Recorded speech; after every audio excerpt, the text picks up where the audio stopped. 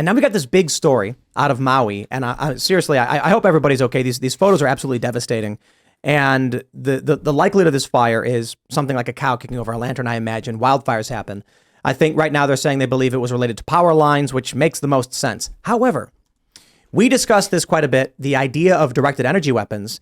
And while I don't think it is the most plausible thing to attribute, there are people posting these fake photos that look really silly with it looks like a missile hitting Maui. A laser would never look like that.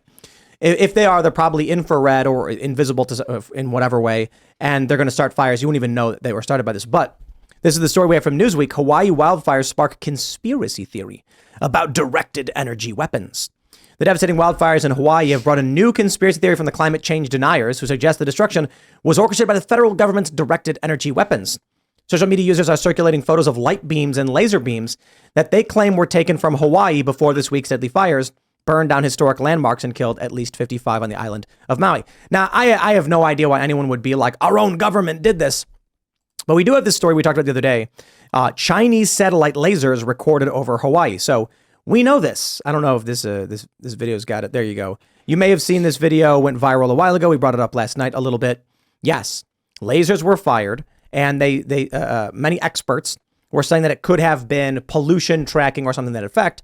But at the same time, we're getting news about these massive floods in China. Once again, in all likelihood, the floods are probably caused by rain, because rain caused flooding. And it's probably a natural occurrence. Now, you're going to hear a lot of political ideologues say something like climate change or whatever, and, sure, fine, whatever. But this got me thinking about the current state of the world. China and the U.S. are not on very great terms. We've got a real risk of an invasion of Taiwan. We've got warfare happening, obviously, in Europe. Russia right now is concerned NATO is going to invade Ukraine, occupy. And so I started thinking about what's World War III going to hold? And could it possibly be that, as we know, satellites have these lasers, at least for scanning and research purposes, LiDAR, it's called. Is it possible they have any kind of weaponization or, infrared heat lasers that can actually start fires or cause real damage? Yeah. Conspiracy theory time. Have fun. I mean, I think it's definitely plausible here. I mean, I just want to clarify, maybe directed energy weapons. I guess you have in mind the same exact sort of laser weapons that the Chinese use. Ultimately, they do use them, or I don't know if they do use them, or we know that they have set lasers on satellites, right? And that could be a low power laser for collecting data, LiDAR. And we know the U.S. has developed infrared laser weapons because they've published this, where they've blown up drones out of the sky in testing these lasers. So the question is it possible to have any kind of weapon so powerful it could start a fire from long range? Obviously, people think the Canadian wildfires were started by either like Antifa, which I think is weird. I think it was lightning strikes, to be completely honest. But it gets me thinking about the future of warfare. And if this was warfare, like China having space weapons or something like that, Trump launching the Space Force, clearly they're entertaining these possibilities. What can we what do you guys think is World War III is going to look like? We never talk about this kind of stuff. We talk about nukes, we talk about cyber warfare, we talk about PR manipulation, but we don't talk about things outside of that realm. I mean, it's still, that's because for the most part, this type of weapon, if it were a real weapon, like that kind of stuff is something that, I mean, everybody here is extremely unfamiliar with. Obviously, if it's cutting edge technology that has no exposure to the population, like how much can you pontificate about it? Maybe it's a laser. Sick. I don't know. I don't know anything about lasers. I could, it's like I know a little more about, about if it was missiles or technology that we can currently look at. This is kind of the point why I thought it was interesting to talk about, because I kind of feel like, I said this before, we sit here in this room and we talk about all this stuff, and the security agents and intelligence agencies are laughing how wrong we are about everything. Right. Mm-hmm. I mean, I know that there's definitely, there was a reason, as much as people like to meme on Trump about Space Force and stuff, like it is legitimate. You've got multiple companies that are delivering private satellites into low Earth orbit. You've got, that means that the technology is going to start really disseminating to other countries, and other states are going to have the ability to get into space and actually do things, whether it be monitoring or whether it be targeting with lasers and stuff like that. I mean, So it's a necessity for the future, but I mean, because it's something that we're all so unfamiliar with, talking about, or at least me talking about it, it's like, man, Star Wars was cool. I think every cartoon villain built a laser, right? Like we were always on this path. This was always possible. Ronald Reagan did that shit. Yeah. I mean, I think part of it is it is hard to know the bounds of technology that you have so little information about, and I, for one, am not an engineer. I don't know anything about this. But it wouldn't surprise me if there were, I'm never surprised by advanced surveillance technology, and I don't know why lasers wouldn't be considered in a similar sphere. I think the idea that you would be able to launch far attacks with as much stealth as possible without having to deploy ships and all kinds of stuff, that's probably ideal for any superpower in the world. The question is, like, do we also have lasers? Well, I mean, I have lasers on my guns, like Low orbit ion cannons. But yeah, like low orbit lasers for targeting and stuff like that. That's stuff that's pretty normal too. I mean, literally, like it's stuff that goes on small arms nowadays. You can have a really high power laser that like will Start a burn fire? I don't know if they can start a fire, burn someone's eyeballs out, and it's infrared too, and so that's part of the problem. Is it's infrared, so you can't see it. Well, the real question is, who originated these lasers? Is it the U.S. government? Is it China? Is it someone else? Yeah. We had the story a few months ago now about the Chinese spy balloons. I don't know if we ever got to the bottom of that where was they originated and whether that was a psyop they were just for fun. Something. Don't worry about that. That was that right around that same time is when the green lasers were actually over Hawaii as well, right? Tim, is that? Yeah. Was it the same? Well, I don't know. The green lasers over Hawaii was in February, January.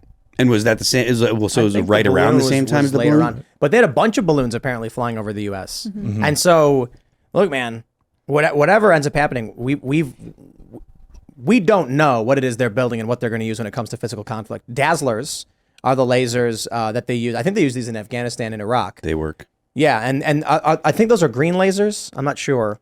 And what they would do is they would point it at your eyes and press a button, and then it blinds you temporarily. It's like so bright, the laser's going to your eye, it can cause permanent damage too.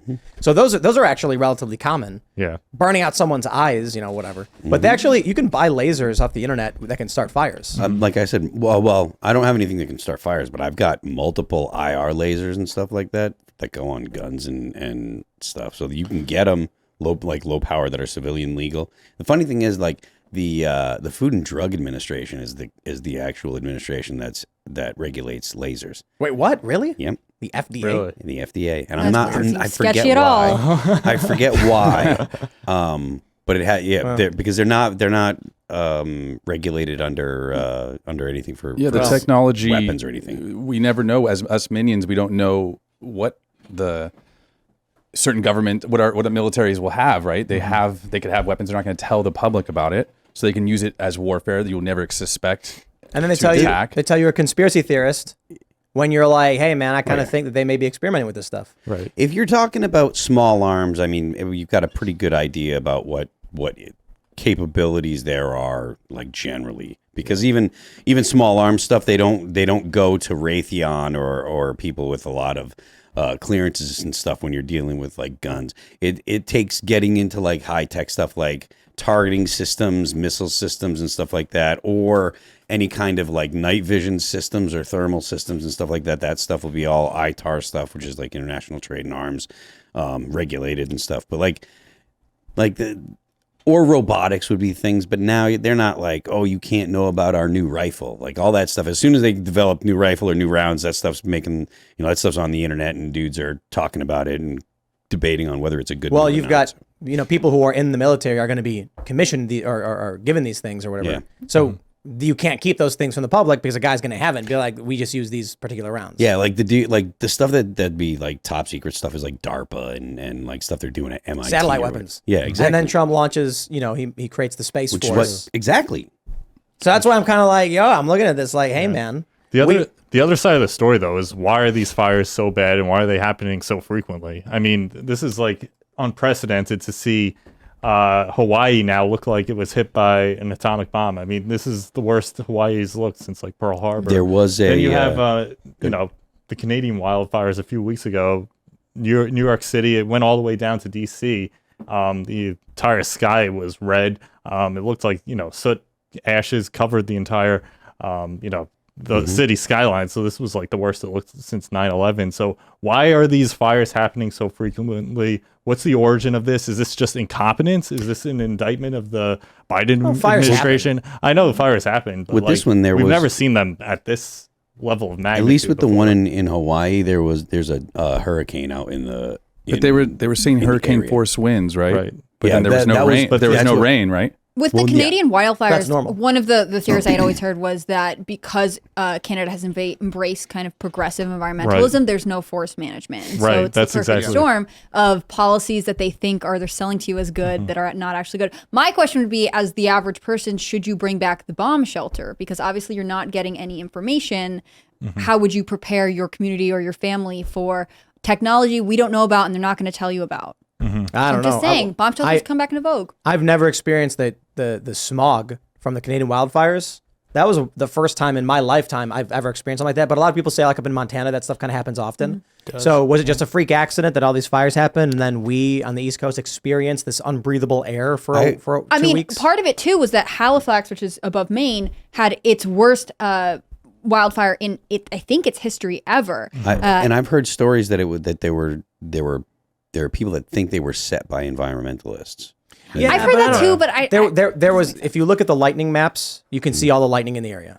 So it's kind of like, I mean, you can believe it was leftist extremists or whatever, but also lightning starts wildfires. Yeah, I was gonna say, I think it's leftist That's why I extremists that are said- in their own government that are not actually taking the steps to manage the forest, and that's why it's across the entire country. Like my Canadian family that lives in British Columbia, every couple years there will be smoke. You can't see, some of the islands, things like that. But it's not pouring into the U.S. at that level. Thanks for watching this clip from the Timcast IRL podcast. Hang out with us live Monday through Friday at 8 p.m. and become a member over at timcast.com for uncensored, members-only shows exclusive. Thanks for hanging out, and we'll see you all next time.